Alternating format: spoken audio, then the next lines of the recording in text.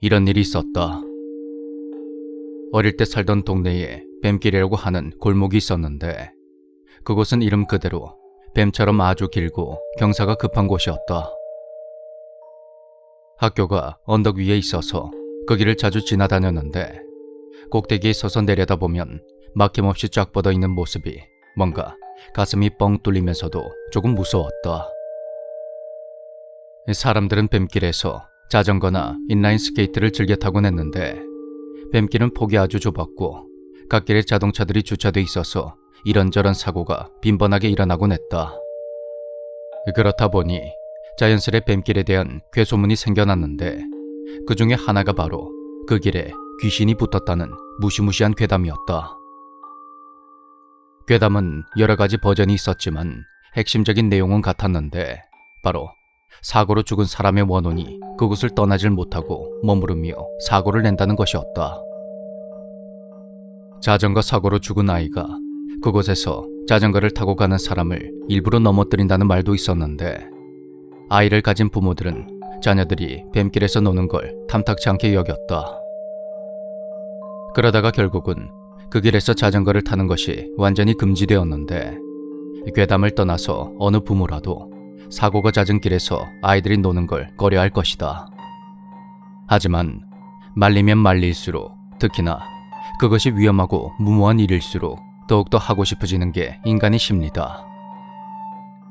나와 친구들은 어른들의 말을 전혀 듣지 않았고 그 뱀길에서 여전히 자전거와 인라인 스케이트를 타며 놀았다.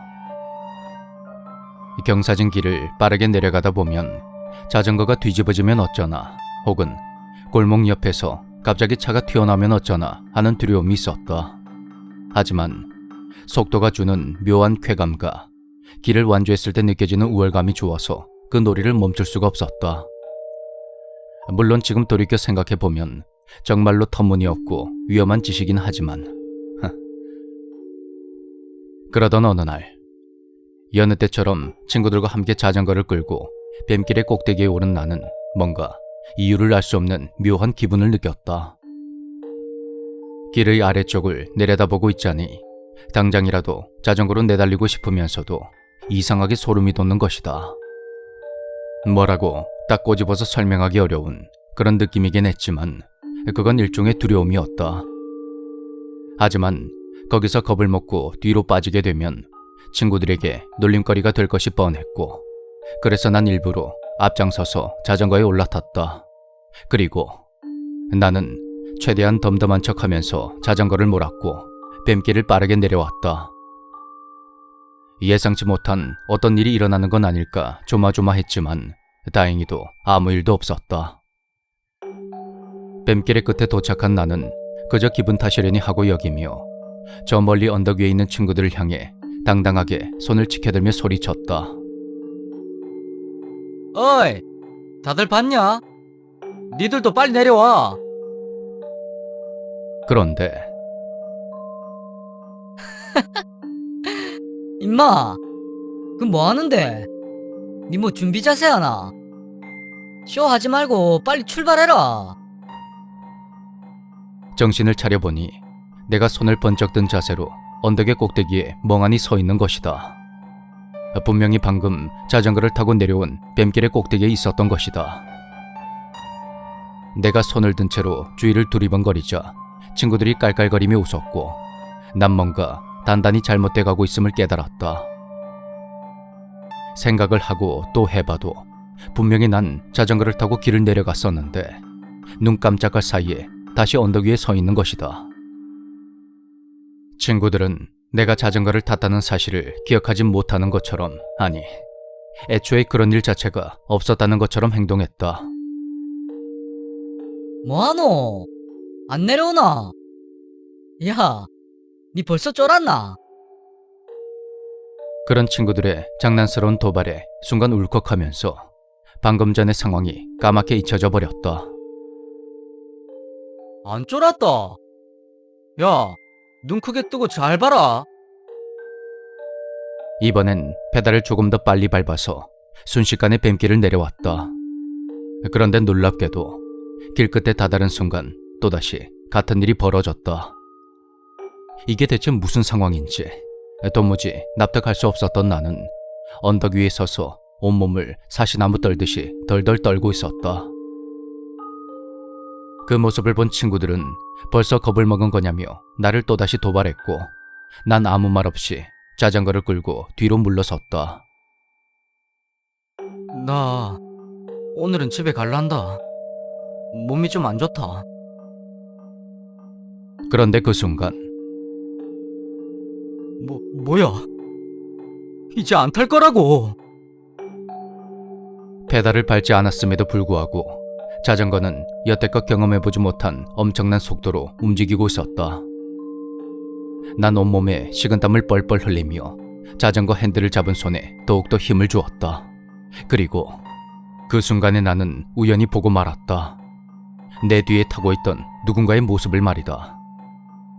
순간적으로 빠르게 지나치긴 했지만 갓길에 주차된 자동차의 사이드 미러를 통해 똑똑히 보고야 말았다. 거울에 비친 것은 창백한 얼굴을 한 어린 아이였는데 녀석은 양손으로 내 허리를 꽉 붙여본 채 매미처럼 달라붙어 있었다. 나는 자전거가 뒤집어질 뻔한 것을 가까스로 막았고 그 순간 머릿속이 하얗게 되면서 어떤 생각이 떠올랐다. 그건 바로 뱀길에 나타난다는 귀신에 대한 괴담이었다. 여기서 넘어지면 난 그대로 죽을 것이고 그것이야말로 이 아이가 바라는 일일 것이다. 그런 생각을 하고 있자니 너무도 공포스러웠지만 겨우 정신을 차린 나는 최대한 집중해서 자전거를 몰았다. 그리고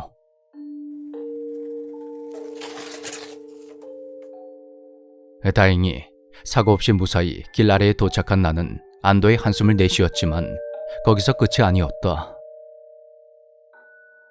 뭐야 이게? 왜 이래? 내가 계속해서 자전거를 타고 있었다. 길 끝에 도착했다 싶은 순간 내가 어느새 또다시 자전거를 타고 길을 내달리고 있었던 것이다. 그러기를 6번 정도 했을 때 누군가의 목소리가 귓가에 울리기 시작했다.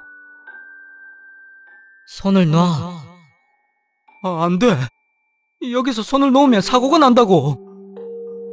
손을 놓으라고 당장. 절대 그럴 수 없어. 네가 포기해. 그러면서 핸들을 더욱 세게 움켜쥐며 다시 한번 정신을 가다듬었지만 그럴수록 심한 현기증이 나며 시야가 자꾸만 흐려졌다. 손을 놔. 당장 놓으라고. 그렇게 7번째로 길을 내려갔을 때 상황이 또다시 급변하면서 길 끝쪽에 어떤 거대한 형체가 그 모습을 드러냈다. 그것은 커다란 입이었다. 쫙 벌어진 입 안에는 모든 것을 집어삼킬 것 같은 심연의 어둠이 펼쳐져 있었다. 그대로 계속 내려간다면 그 안으로 빨려 들어갈 게 분명했고 나의 본능은 저 안으론 절대 들어가면 안 된다고 온몸으로 말하고 있었다. 손을 놓으라고. 그 목소리에 나도 모르게 자전거 핸들을 놓으려 하자 어딘가에서 또 다른 목소리가 들려왔다. 그것은 내 등 뒤에 매달려 있던 아이의 목소리였다. 놓으면 안 돼. 그러면 크게 다칠 거야. 그래. 그러면 안 돼. 머리로는 핸들을 당장 놓아버려야 할 것 같았지만 그럴수록 손에 자꾸만 힘이 들어갔다. 그런데 손에 힘을 주면 줄수록 안에서 뭔가 시큰한 통증이 강하게 느껴졌다. 놓지 마. 놓지 마. 놓지 마. 너무 빨라. 그러는 사이에 자전거는 어느덧 길의 끝자락에 있는 거대한 입에 바로 앞까지 다다랐고 서로 다른 두 개의 목소리가 경쟁이라도 하듯이 나에게 소리쳤다. 손을 놔 어서. 아니야. 절대 놓으면 안 돼. 절대. 거기서 난 선택을 해야만 했다. 손을 놓아서 자전거를 뒤집어 버릴 것인지 아니면 이대로 심연의 어둠 속으로 들어갈 것인지를 말이다. 바로 그때였다. 아주 날카롭고 단단한 물체가 내 오른쪽 검지손가락을 파고드는 것 같은 그런 통증이 느껴졌다. 고통을 이기지 못한 나는 그대로 손을 놔버렸고 균형을 잃은 자전거는 잠시 비틀거리더니 이내 옆으로 쓰러져 버렸다. 안 돼! 그 목소리를 끝으로 난 정신을 잃었고 한참 후에 눈을 떠보니 내가 병원 침대에 누워 있었다. 당시 친구들의 말로는 내가 자전거를 타고 출발한 지 얼마 되지 않아 쓰러졌다고 했다. 심하게 넘어진 게 아니라 금방 털고 일어날 줄 알았는데 내가 그 상태로 정신을 차리지 못해서 병원에 실려왔다고 한다. 검사 결과는 가벼운 뇌진탕이었고 건강에 큰 문제는 없을 거라는 의사의 말에 부모님은 가슴을 쓸어내렸다. 하지만 무서운 일은 거기서 그치지 않았다. 발견 당시에 나는 오른손을 꽉 움켜쥐고 있었는데 그것은 넘어질 때의 충격으로 인한 일시적인 현상이 아니었다. 알고 보니 내 손바닥에 커다란 유리 조각이 박혀 있었던 것이다. 손에서 출혈이 멈추지 않은 것을 이상하게 여긴 의사가 엑스레이 촬영을 한 끝에 겨우 발견을 했다고 한다. 넘어지면서 박힌 것으로 보였는데 문제는 내가 좀처럼 손을 펴지 않았다는 거였다. 아무리 힘을 주고 애를 써봐도 내 오른손은 펴지지가 않았고 유리 조각이 중요한 혈관에 큰 상처를 입히는 바람에 출혈이 멈추지 않았다. 그렇게 지혈이 되지 않자 혈압이 급속도로 떨어지며 위급한 상황이 되었고 의사는 결국 손가락 몇 개를 절단하는 수술을 감행했다. 그런데 놀랍게도 메스가 오른손 검지손가락에 닿는 순간 손이 무언가에 놀란 것처럼 쫙 펴졌다고 한다. 그 일 이후로 지금까지 난 뱀길 쪽으로는 눈길조차 주지 않고 있다. 요즘도 그곳에서 종종 자전거 사고가 발생한다는 소식을 들으면 싫어도 어쩔 수 없이 그 순간이 떠오른다. 안 돼! 마지막까지 내지르던 꼬마의 비명소리가 말이다.